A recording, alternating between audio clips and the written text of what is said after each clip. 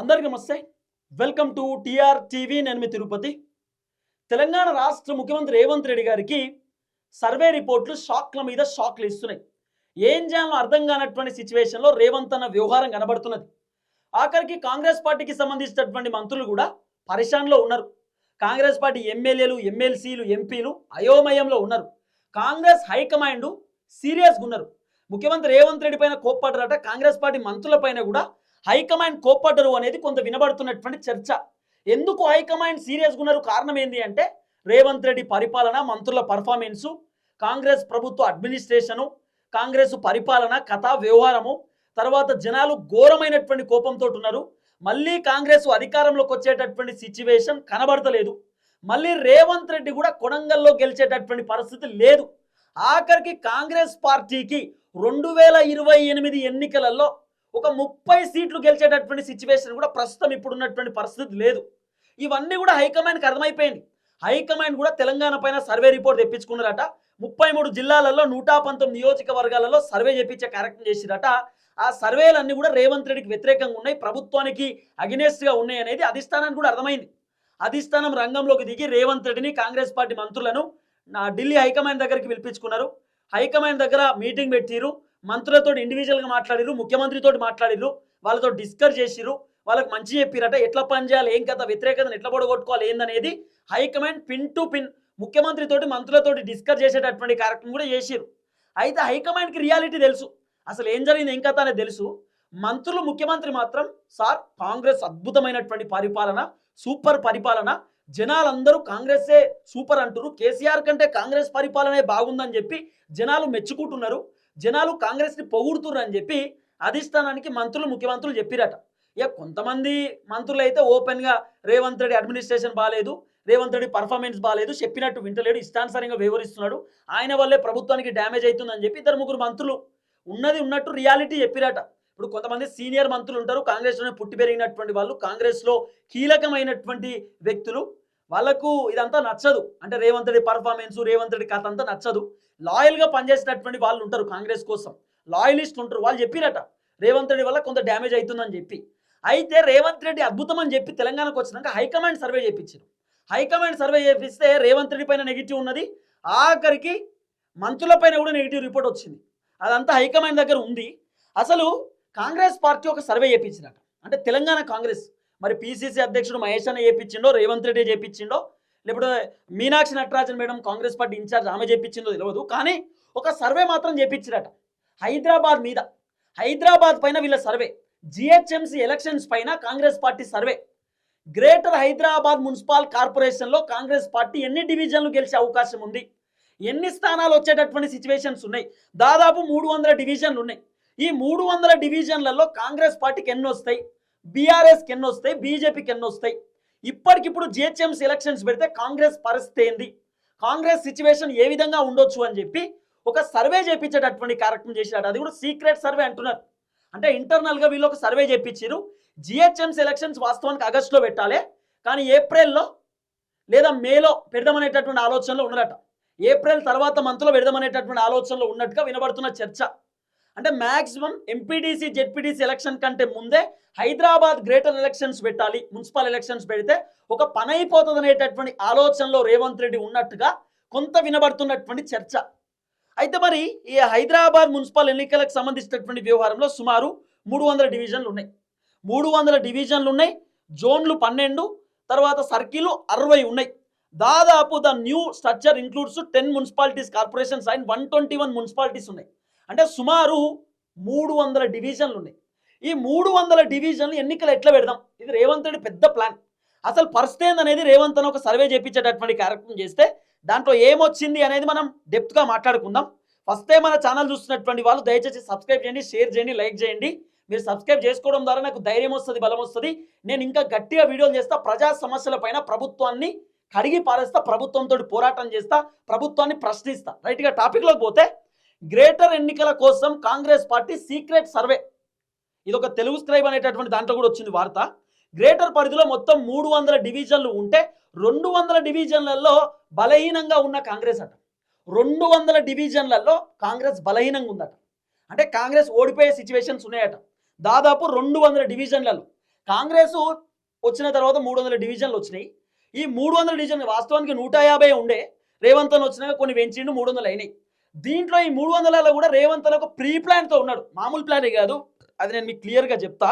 ఇగో parliament ఎన్నికలలో greater పరిధిలో negative ఫలితాలు రావడం, తర్వాత గ్రేటర్ చుట్టూ జరిగిన మున్సిపల్ ఎన్నికలలో సైతం నెగిటివ్ ఫలితాలు రావడంతో సీక్రెట్ సర్వే చేయించిన కాంగ్రెస్ పార్టీ 3 కార్పొరేషన్లు సొంతం చేసుకోవడానికి కాంగ్రెస్ వ్యూహాలు, 3 మేయర్ల పీఠాలపై కాంగ్రెస్ దృష్టి, తర్వాత ఎంపీటీసీ జెడ్పీటీసీ ఎన్నికలకు ముందు ఎంపీటీసీ జెడ్పీటీసీ ఎన్నికల ముందే జరపాలనేది ప్లాన్ అట. ఎన్నికలు జరపాలి అంటే ఎంపీటీసీ జెడ్పీటీసీ కంటే ముందే ఈ జిహెచ్ఎంసీ ఎలక్షన్స్ అయిపోవాలనేది రేవంత్ రెడ్డి ప్లాన్ లెక్క కొడుతున్నది. గ్రేటర్ పరిధిలో బలపడ్డ తర్వాత ఎన్నికలకు వెళ్లే యోచనలో కాంగ్రెస్ పార్టీ వీడిన బలమైనటువంటి నేతలను సైతం బుజ్జగించి వెనక్కు రప్పించేటటువంటి ఆలోచనలో కాంగ్రెస్ పార్టీ ఉన్నది. కొంతమంది అలిగి కాంగ్రెస్ పార్టీలోకి వెళ్ళి బీఆర్ఎస్లోకి పోయి, పార్టీ నచ్చక, రేవంత్ రెడ్డి పర్ఫార్మెన్స్ నచ్చక, రేవంత్ రెడ్డి వ్యవహారం నచ్చక కొంతమంది లీడర్లు బీఆర్ఎస్లో పోయిరు, బీజేపీలోకి పోయిరు. వాళ్ళని బుజ్జగించి వాళ్ళు బలంగా ఉన్నటువంటి లీడర్లు ఎవరెవరైతే ఉన్నారో, పార్టీ మారినటువంటి వ్యక్తులు, కాంగ్రెస్ పైన అలిగి ఉన్నటువంటి వ్యక్తులు, ఇండిపెండెంట్గా ఉన్నటువంటి వ్యక్తులను బుజ్జగించి బతిలాడి మళ్ళీ కాంగ్రెస్లో తీసుకునేటటువంటి ఆలోచనలో చేస్తున్నాడు. కారణం ఏంది? దాదాపు 200 డివిజన్లలో కాంగ్రెస్ డమాలయ్యే పరిస్థితి కనబడుతున్నది. కారణం ఏంది తెలుసా? రీజన్ ఏంది తెలుసా? 300 డివిజన్లు ఉంటే 200 డివిజన్లలో కాంగ్రెస్ వీక్ కనబడడానికి గల కారణం ఏంది తెలుసా? కేవలం రేవంత్ రెడ్డి వ్యవహారం, రేవంత్ రెడ్డి పర్ఫార్మెన్సు, రేవంత్ రెడ్డి కథ. మరి అన్నిటికీ రేవంత్ రెడ్డి అంటామన్నా రేవంత్ రెడ్డి ఎట్లా కారణం అవుతాడు, రేవంత్ రెడ్డి ఏందన్నా అని చెప్పి మీరు అడగవచ్చు. నేను చెప్తా. రేవంత్ రెడ్డి చేసేటటువంటి పెద్ద పని మీ అందరికి తెలుసు. నేను చెప్పాను, హైదరాబాద్లో రేవంత్ రెడ్డికి ఎందుకు ఓట్లు పడవు, హైదరాబాద్లో కాంగ్రెస్ పార్టీకి ఎందుకు సీట్లు రావు అని చెప్పి నన్ను అడిగితే మీ అందరికి తెలుసు. నేను ప్రత్యేకంగా చెప్పా, ఒకటే ఒక్క మెయిన్ రీజన్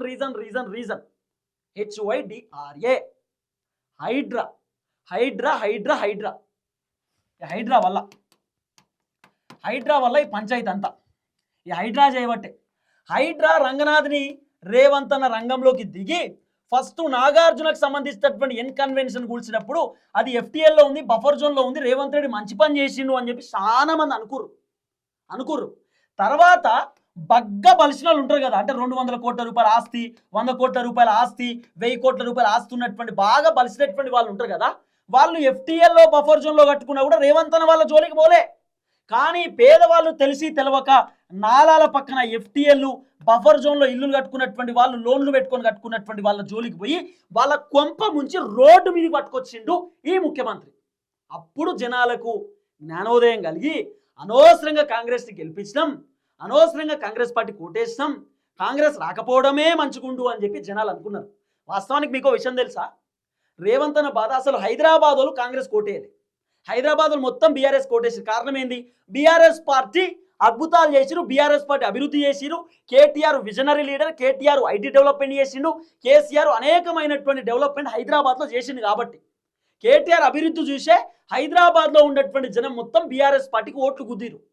పుసుక్కున హైదరాబాద్ వాళ్ళు కాంగ్రెస్ కోటేస్తే ఆగమైపోతుండే పరిస్థితి. కేటీఆర్ కోటేసారు కాబట్టి కొంచెం నయం ఉన్నది. ఇంకా రేవంత్ అన్న ఏంటంటే, మాకు 2023 ఎన్నికలలో కూడా హైదరాబాద్ ఓట్లు ఓటేయలే, మరి ఇప్పుడు 2026లో ఇప్పుడు జరిగేటటువంటి జిహెచ్ఎంసీ ఎన్నికలలో అట్లీస్ట్ మాకేమైనా ఓటేస్తారా, కాంగ్రెస్ కేరా అని చెప్పి రేవంత్ అన్న సర్వే చేయించింది.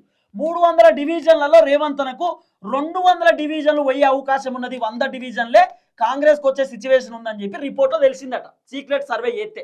అందుకు రేవంత్ అన్న టకటక ఎట్లా చేద్దాం, ఏం కథ, మళ్ళీ ఇబ్బంది అయ్యేటట్టున్నది, పరిశాన్ ఉందని చెప్పి ఎవరెవరైతే బీఆర్ఎస్ పార్టీలో స్ట్రాంగ్ ఉన్నటువంటి లీడర్లు ఉన్నారో, స్ట్రాంగ్ ఉన్న లీడర్ జిహెచ్ఎంసీ ఎలక్షన్స్ పెడితే బీఆర్ఎస్ నుండి గెలుస్తారు అనేటటువంటి లీడర్ని కాంగ్రెస్ పార్టీ లీడర్లు మాట్లాడుతున్నారట.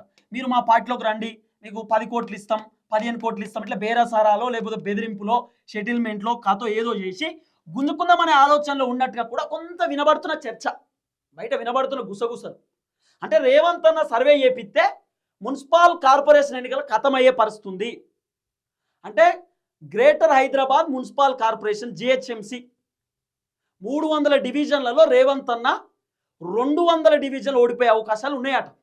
మరి దాన్ని ఎట్లా దక్కించుకుందామనే ప్లానింగ్లో రేవంత్ అన్న ఉన్నాడు. ఎట్టి పరిస్థితులలో మనమే ఎక్కువ గెలవాలి, బీఆర్ఎస్కి అవకాశం ఇవ్వద్దు, బీజేపీకి అవకాశం ఇవ్వద్దు. ఇది రేవంత్ అన్న మాస్టర్ ప్లాన్ లెక్క కనబడుతున్నది. మళ్ళీ ఇంకోటి ఏం తెలుసా, అన్న ప్లాన్ సూపర్ ఉంటుంది. 300 డివిజన్లు కదా, 3 విడతల ఎలక్షన్స్ పెడతారట, 3 times 3 విడతలుగా ఎలక్షన్స్ పెడతారట అన్న. 3 విడతలు ఎట్లా? ఫస్ట్ 100 డివిజన్లు ఫస్ట్ విడత 100 డివిజన్లలో ఫస్ట్ ఎలక్షన్స్ పెడతాడు జిహెచ్ఎంసి. తర్వాత ఇంకో 100 డివిజన్లలో రెండో విడత, ఇంకో 100 డివిజన్లలో మూడో విడత. ఎందుకు ఈ విడతలు పెడతాడు తెలుసా?